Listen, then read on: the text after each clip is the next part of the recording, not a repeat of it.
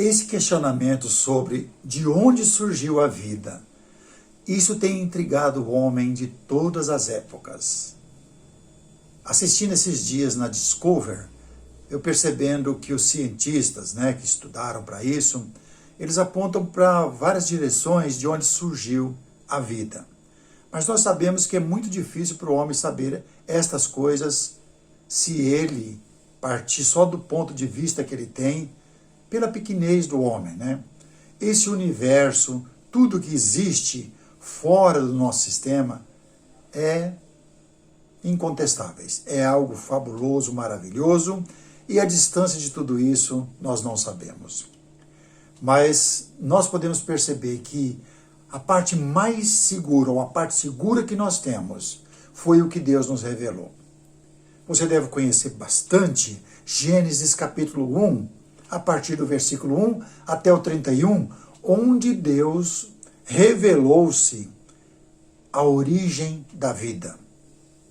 Você percebe logo no versículo 1 que Deus disse, haja luz. Luz nós sabemos que tem vida. É interessante observar, quando você na sua casa fala para o seu filho que tem uma luz acesa no quarto, você fala, filho, vai e apaga aquela luz. Apagou, quer dizer, cessou. Deixou de existir vida naquela luz. E daí por diante você vai vendo todas as coisas. Fez um grande luzeiro para iluminar o dia, fez um menor um pouco para iluminar a noite, sabemos que é a lua e que é o sol, fez as estrelas, e em todos os versículos Deus vai falando que viu que tudo isso era bom. Quando ele chega no versículo 31, do mesmo capítulo 1 de Gênesis, ele disse, e viu Deus que tudo que ele havia criado, tudo feito, era muito bom. E aí está a vida de todas as coisas, tanto a nossa vida física que nós temos, tanto a vida de qualquer outra coisa. Seja do minúsculo que existe lá nas profundezas do mar, o homem sabe que ali contém vida. E fora da vida só há morte. Morte significa separação. Separação, vida ou morte. E Deus nos revelou um pouco mais em João capítulo 1, só do versículo 1 ao 5, quem é que trouxe a vida. Em João, no Evangelho, segundo João, ele diz que no princípio era o Verbo. O Verbo estava com Deus e o Verbo era Deus. Todas as coisas foram feitas por intermédio dele. Dele quem? Cristo.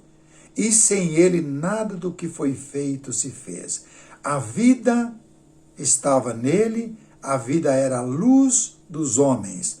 A luz resplandece nas trevas e as trevas não prevalecerão contra ela. Trevas significa escuridão, onde não há condições de se enxergar. Então, luz, e Deus é luz. Percebemos que essa palavra criadora, conhecemos mais agora no decorrer dos anos, que ela é Cristo. A vida. A vida. Apocalipse capítulo 19, versículo 13, ele diz que essa palavra que saiu da boca de Deus, que até então a gente não percebe um outro personagem, mas entendemos lá em Gênesis mesmo, que versículo 26, que ele fala, vinde, façamos o homem a nossa imagem e semelhança. Aí fala que Deus, lá em Gênesis, tomou do pó da terra, tal, fez o homem, e soprou nas suas narinas fôlego de vida, que é essa vida que nós temos. Então, quem estava dando a vida? Cristo.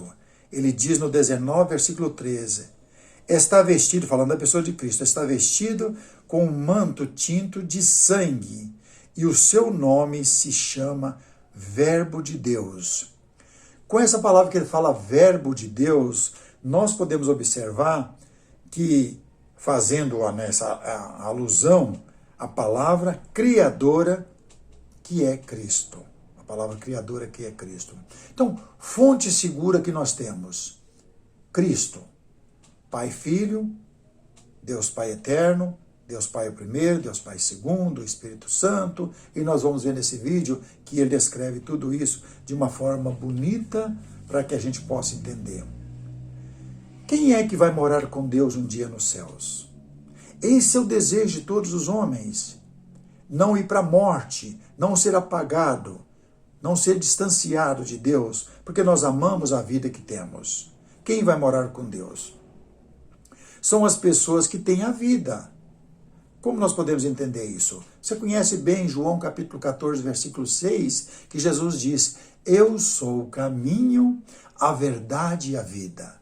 Ninguém vem ao Pai senão por mim. Então nós precisamos de vida. Qual vida? Essa vida que nós temos, essa nós já temos, já estamos vivendo ela, e ela vai ser apagada um dia. Esse corpo vai voltar ao pó que era antes. Mas e a vida que nós queremos para a eternidade? Essa está em Cristo, né? Deus Pai, Deus Filho, Espírito Santo, nós podemos observar isso. Mas como nós sabemos que Deus é vida? Deus não é Deus dos mortos, não é Deus daquilo que foi apagado. E essa promessa que Deus fez, que nós temos a esperança, baseado no que Ele revelou, está em Cristo. É porque Deus é Deus de vivos e não de mortos. Olha o que ele diz em Mateus capítulo 22, e eu acho bom você conferir na sua Bíblia, porque ele nos ajuda bastante. No 22, a partir do versículo 29, ele disse bem assim, só no versículo 29, ele está falando do 29 ao 33, mas nós vamos ver só aqui o versículo 31.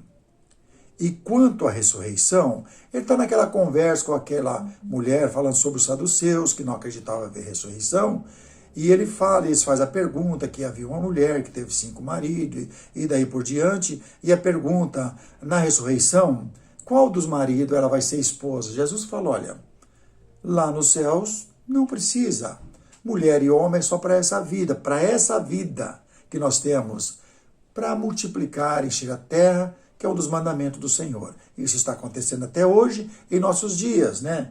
Casam-se, dão-se em casamento, têm filhos, filhas, e daí por diante.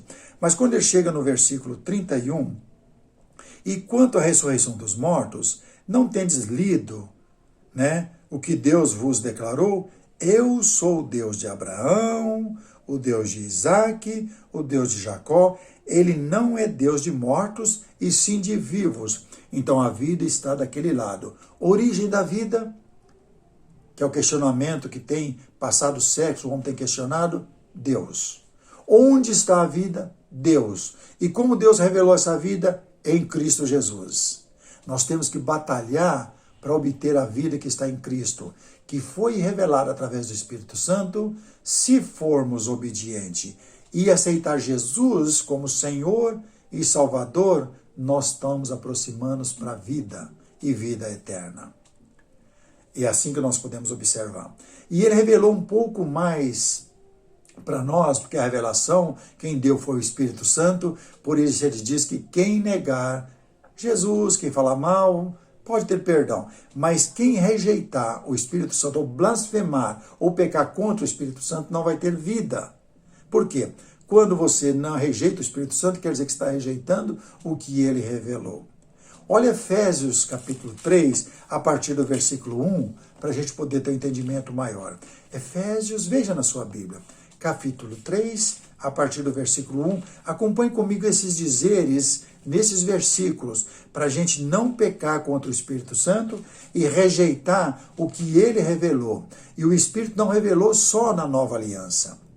Deus usou os profetas da antiga aliança para estar revelando para nós, através dos profetas, para nós, quando eu falo nós, os homens em si, para que ele pudesse entrar. Olha, que ele começou a usar desde o comecinho de Gênesis, Moisés, e daí por outros profetas, outros homens santos que foram usados por Deus, chegou na nova aliança, continuou usando homens santos, através de Deus Filho, que é Jesus Cristo, para poder ajudar a gente.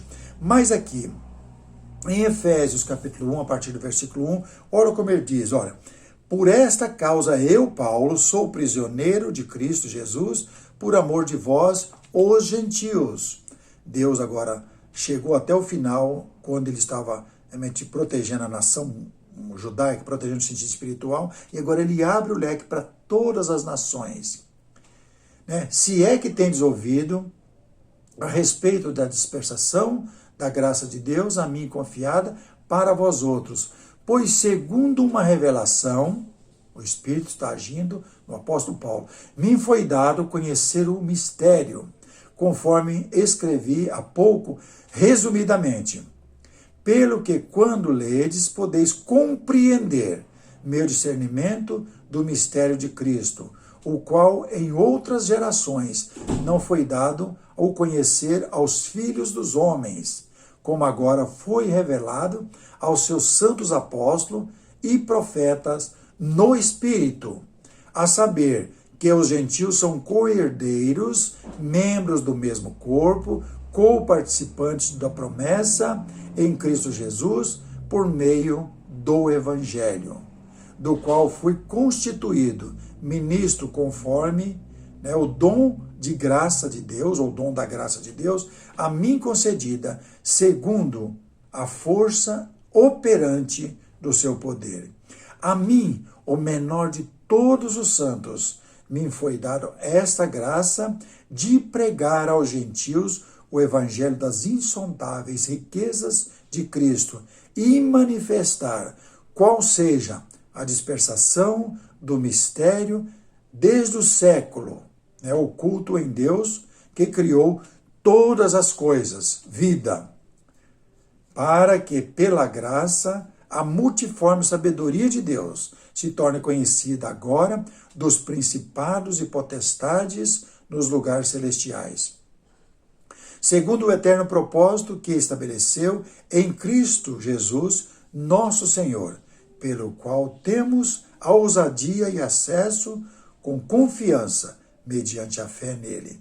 Portanto, vos peço que não desfaleçais nas minhas tribulações por amor de vós, pois nisto está a vossa glória. Interessante observar isso. O Espírito que é o revelador. Deus Pai, Deus Filho e o Espírito Santo. Deus trabalhando e manifestando a vida. Qual a vida que Deus manifestou? Essa que nós estamos vivendo? Não. Deus manifestou a vida espiritual.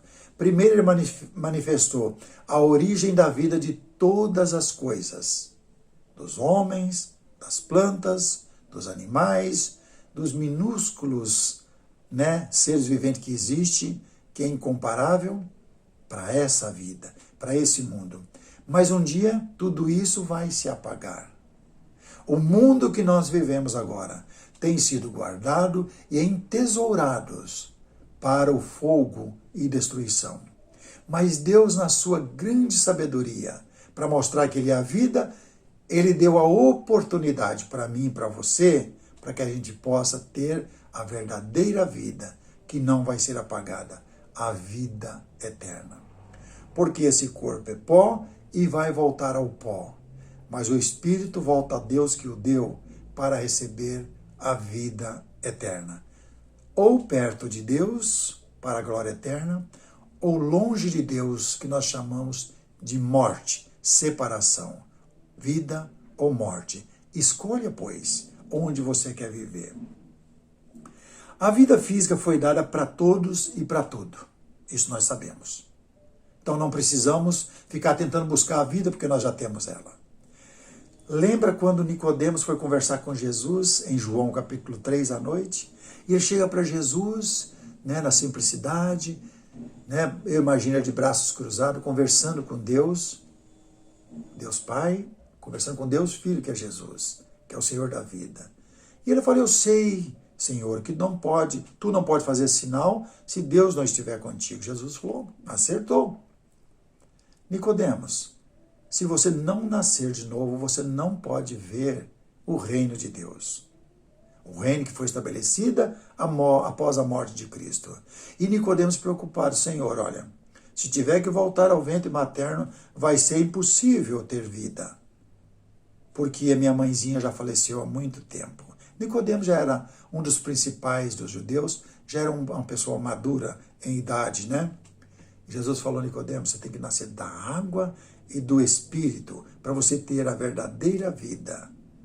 Como vai ser isso, Senhor? Eu não estou entendendo. Nicodemos, o que é carne, você já é carne.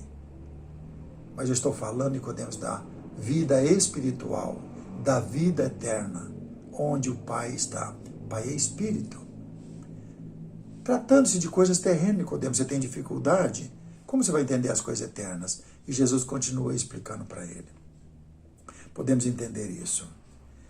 Agora, a vida física já foi dada para todos. Não precisamos lutar por ela.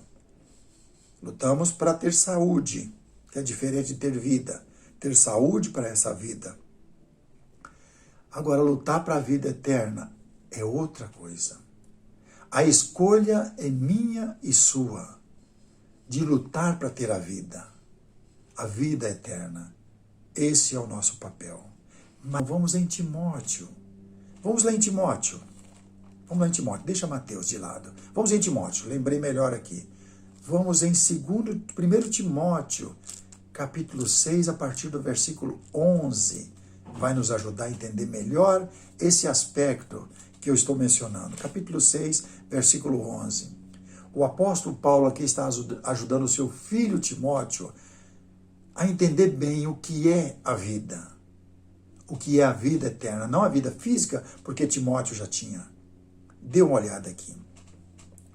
Tu, porém, ó homem de Deus, foge destas coisas. Antes segue a justiça, a piedade, a fé, o amor, a constância e a mansidão. Combate o bom combate da fé, toma posse da vida eterna. Timóteo, não fica presa nessas coisas inventada pelo homem, em velhas caducas, né, coisas inventadas. Toma posse da vida. Qual a vida? Paulo está falando para Timóteo, a vida eterna. Por isso eu disse que a escolha é minha e sua, se queremos morar com Deus. Toma posse da vida para a qual também foste chamado, e de que fizestes boa confissão perante muitas testemunhas. Exorto-te perante Deus que preserve a vida de todas as coisas perante Cristo Jesus. Que diante de Pôncio Pilatos, que é aquele governador, né?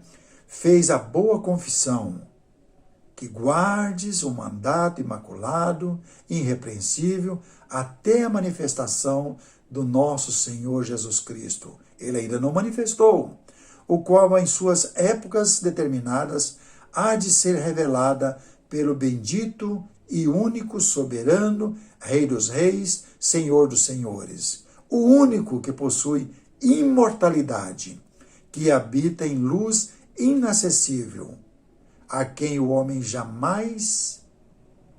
algum jamais pôde ver ou viu, nem é capaz de ver. A ele a honra, o poder, a glória eterna. Toma posse da verdadeira vida. Para encerrar o vídeo, a mensagem desse vídeo. Para essa vida, Deus não fez acepção de pessoa e nem de qualquer outro ser. Deu vida a todos. Mas uma coisa ele fez. Ao homem que foi criado à sua imagem e semelhança, ele deu a oportunidade de apoderar-se da verdadeira vida que não termina. A alegria eterna, a felicidade eterna está com Deus. E nós temos que batalhar para ter ela.